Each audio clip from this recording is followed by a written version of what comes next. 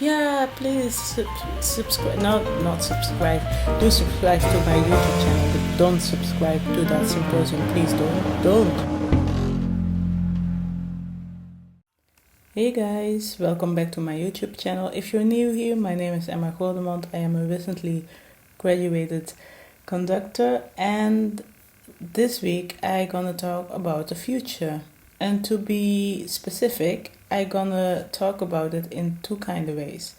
I gonna talk about the next step I gonna take, so it's gonna be about my personal future, and then I gonna review a clip from a symposium I was kinda attending, and this whole symposium was about the future of classical music, which is quite interesting. I'm not gonna review the complete symposium because there were some issues about the fact that I attended, or at least I wanted to attend, and then life happened. So I gonna explain you later on. First, I gonna take you along with my next step story, which is all about the fact if I would continue studying for a master's degree in conducting. And before I roll the clip, you should know a few things. So, first things first, there are criteria that I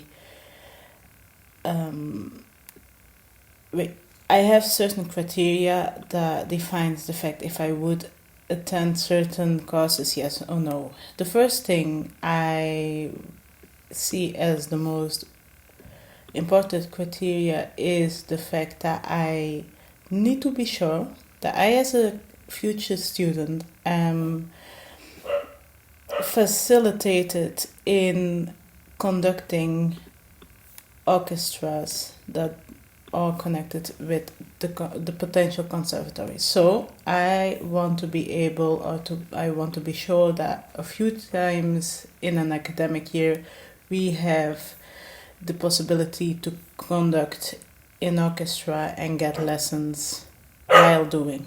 This is my dog barking. I have no clue why, but still.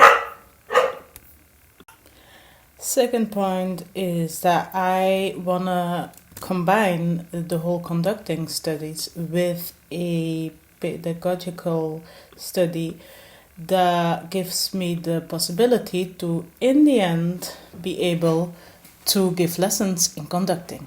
I do know that most teachers who give lessons in conducting don't have a pedagogical degree in giving lessons in conducting. I am quite aware most of them don't have it. They just are lucky and then they give lessons at the conservatory. I want to be that kind of person who has this degree so that I can apply it to other instruments, because like you know, I studied 4 instruments and 3 of them are like on okay level, and I am able to teach people on these instruments. But then I need a pedagogical degree, and if there is one subject that is quite difficult to get your pedagogical degree in, it is conducting, because it is fairly sad the most difficult thing ever, because you then you talk on a meta level, because you talk about how conductors then need to conduct and how you have to learn it. But then conducting in itself is a kind of overviewing thing, and if you succeed in having this degree on a conductor's level, you gonna be able to pass that on to piano playing and singing quite easily. That's what I wanted to say. So that's my second criteria. I want to combine it, and I want to know if it is possible to combine these 2 subjects. And then the third thing, which is a kind of extra, I want to add singing lessons to a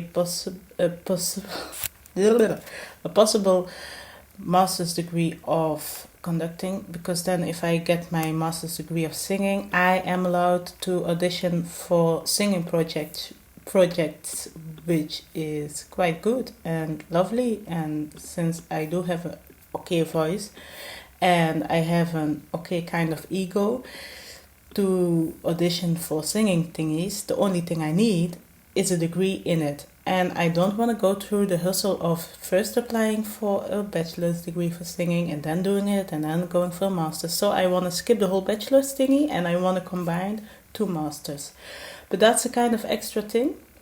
So if they would say, okay, you can combine conducting with pedagogical courses, but the singing is not a possibility, I wouldn't care that much. So it's not that kind of thing that is then automatically becoming a no-brainer for the complete course. But still, it would be nice. And then there is the way I gonna start searching for my personal next step adventure. I decided to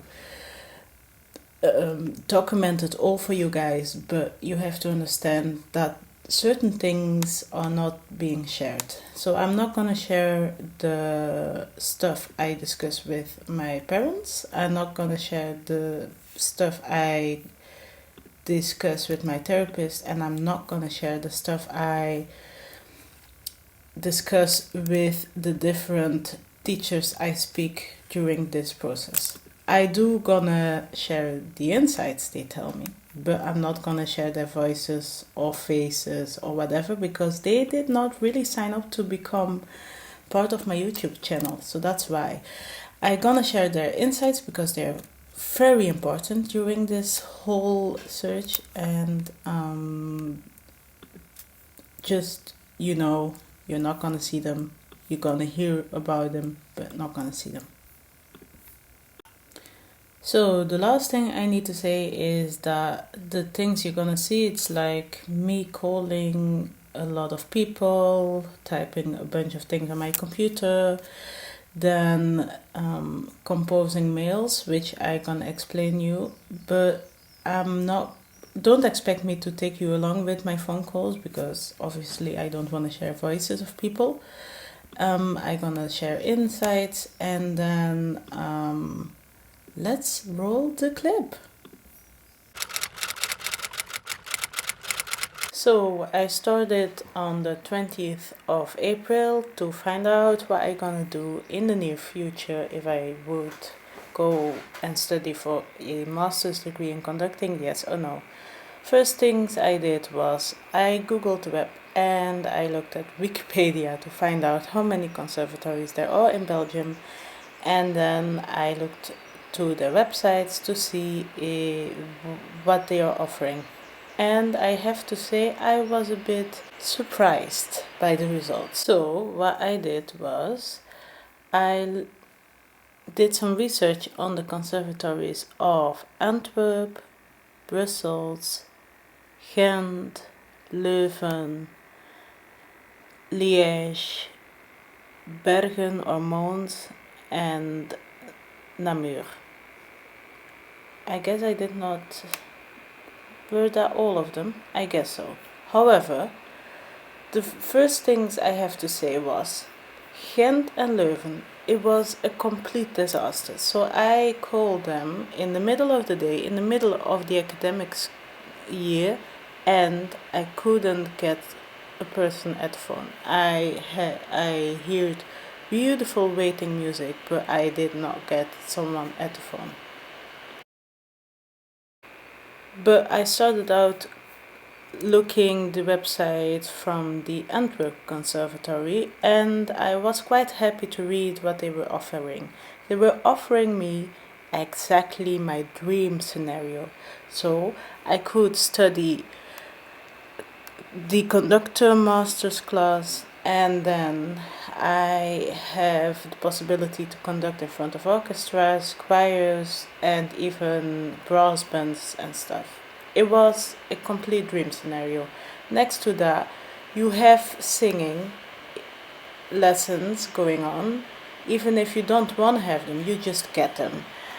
You have to do a bit of administration to get a actual degree from it, but you would have singing lessons, which is amazing. And then next to it, you can go for pedagogical course, and this would give you then like an extra degree. So that is the actual dream.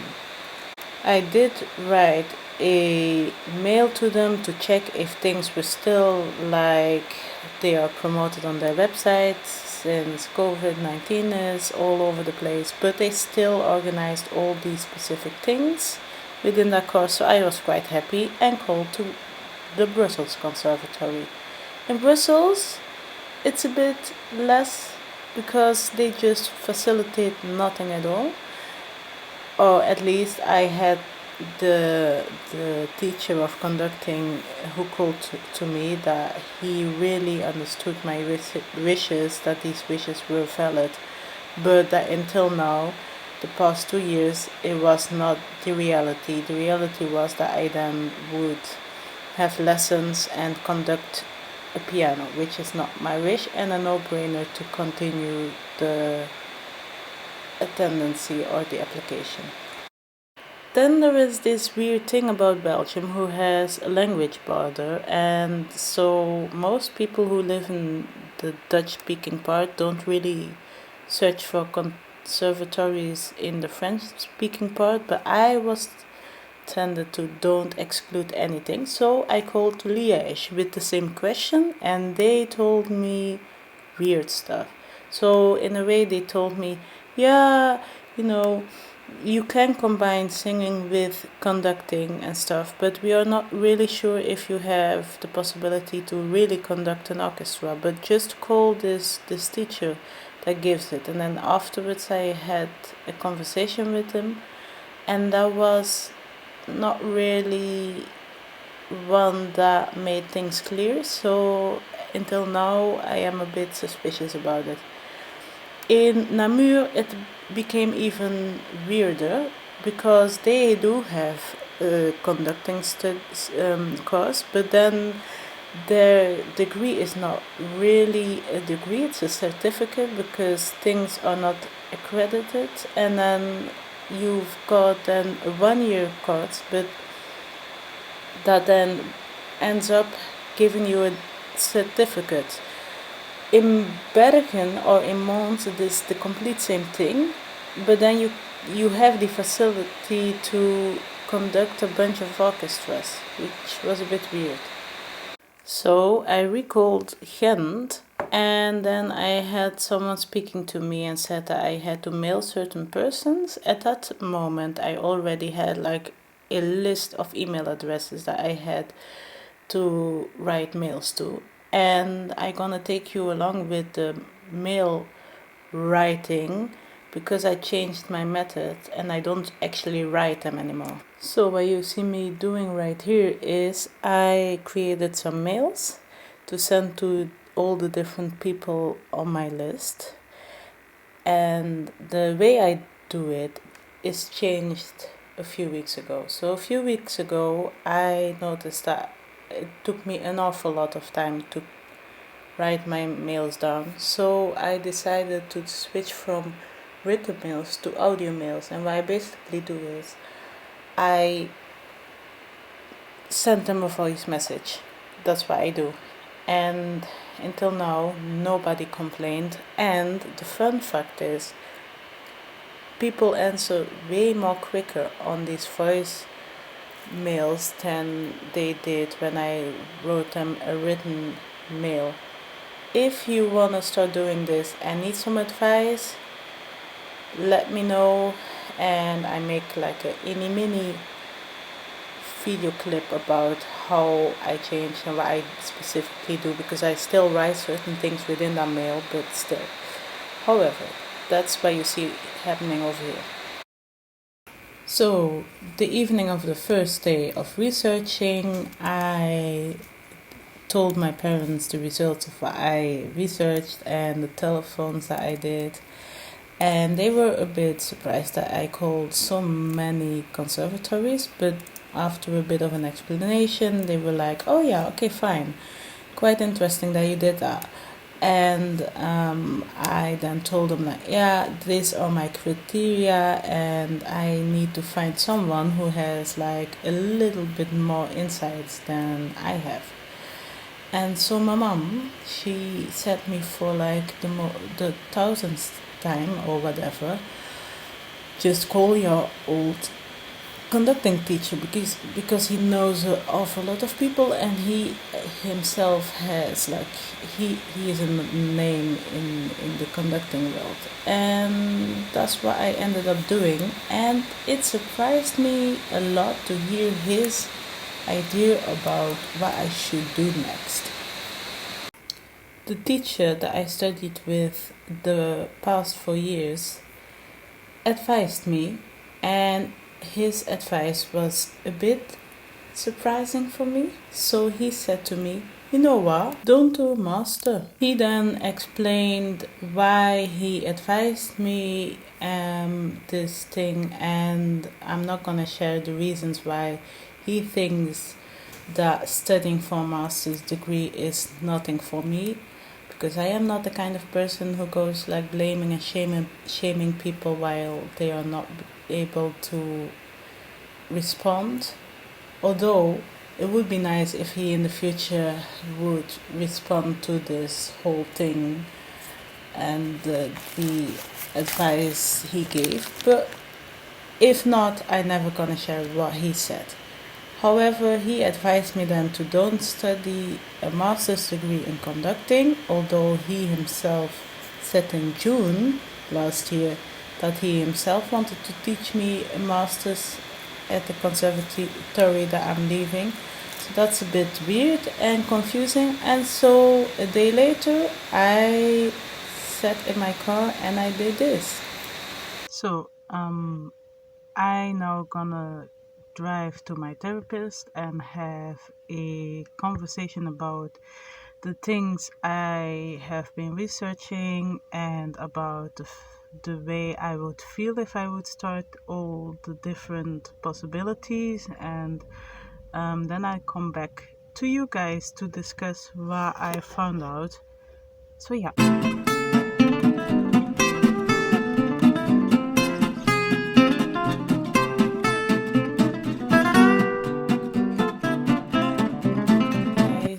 So here I am with the second section of this movie. It's about the symposium that I kind of followed, and I have to say the beginning of this whole symposium attendance was a complete nightmare, because it all started on Wednesday and the symposium was like on Wednesday and Thursday, but then I had to register on Monday, I guess.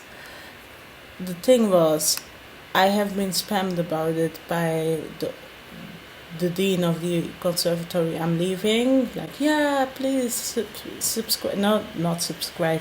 Do subscribe to my YouTube channel, but don't subscribe to that symposium. Please don't.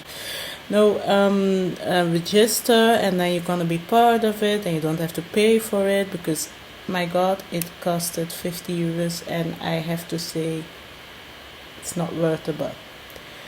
But, however, thing is, I ended up not following the first day, because then I wanted to register in the morning, and I couldn't, because I couldn't.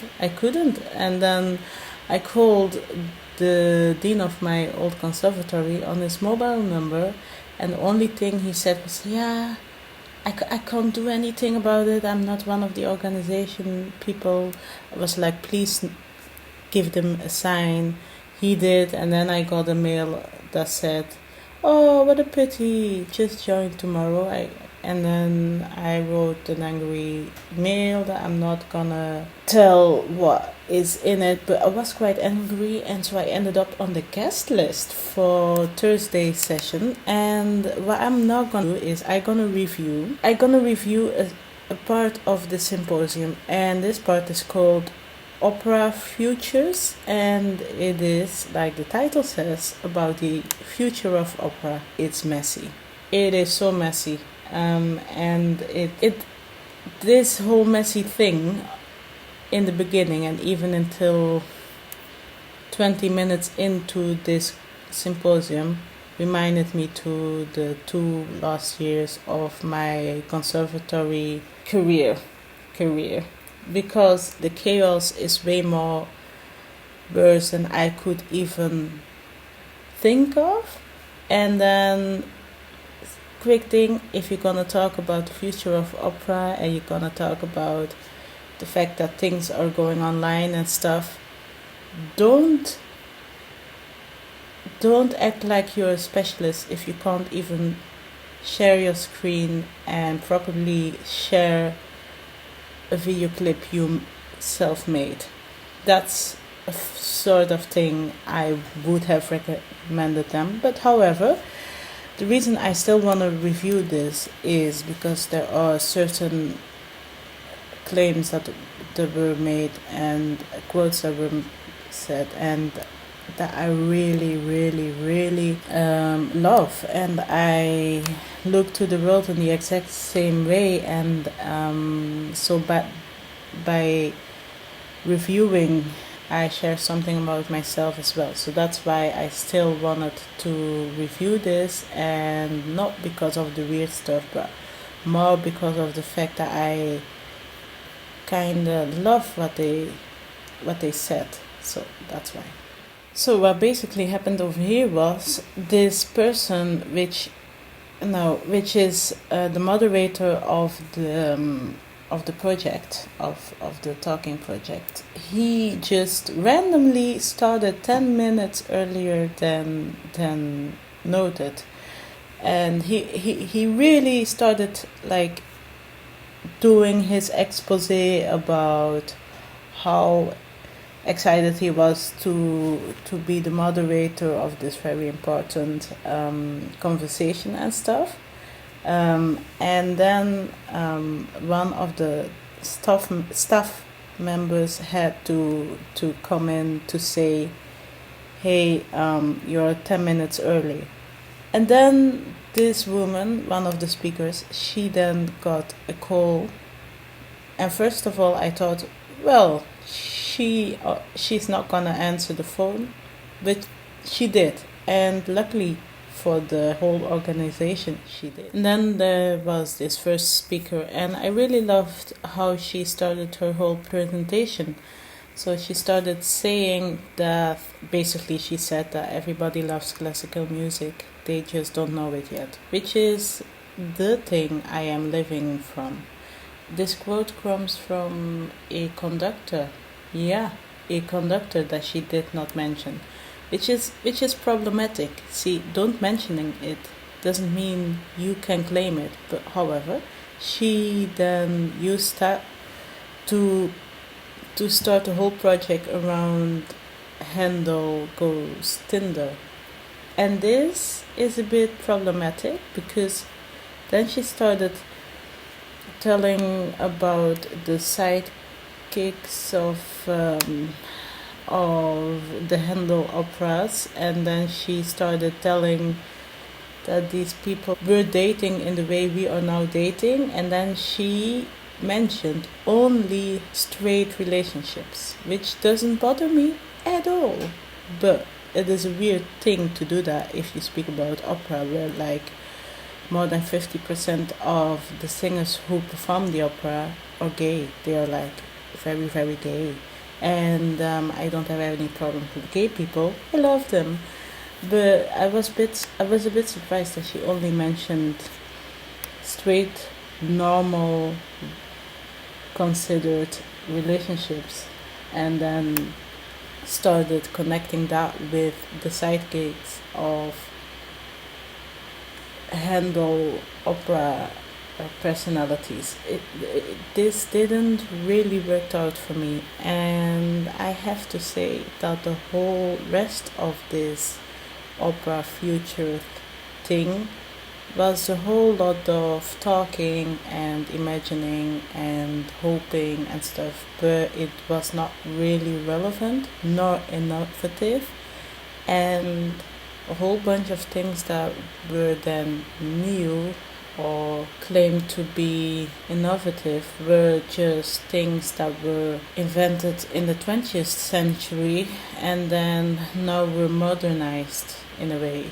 So I don't really saw the relevance of this beautiful opera futures talking thing. I was very surprised that as an audience you couldn't react on what they were saying. If I remember it correctly, the symposia that I was part of and that I have seen in my life, I, as an audience, could always react. That made the symposium a symposium. You can talk, you can reflect together, and by reflecting, you come up with new ideas and new initiatives and experiments you can do together. But if you just go to a symposium, listen, and have to leave digitally, I'm like, what the hell is going on? So that was the whole feeling of me attending this beautiful symposium, creating classical music futures.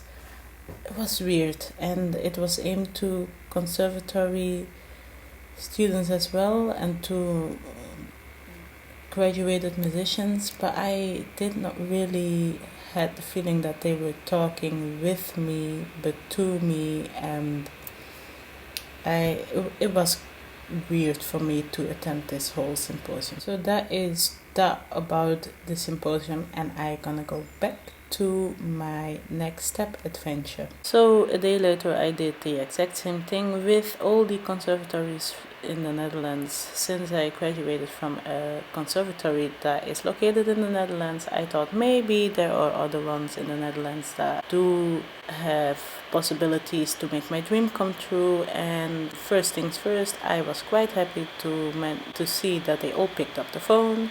I ended up with another list of mail addresses and a few mobile phone numbers. I called them, I composed my mails, like you could see over here, and then later in the day I have been called by the conducting teacher from Leuven, and he told me that he himself would really consider taking me as a student because I really want to combine this pedagogical studies with the conducting studies. He said that the institute didn't have the facilities to let their conducting students conduct orchestras on a regular basis, but that he creates these moments himself and that he takes his students along his projects and take them as assistants, which is very interesting. And I ended up having a meeting next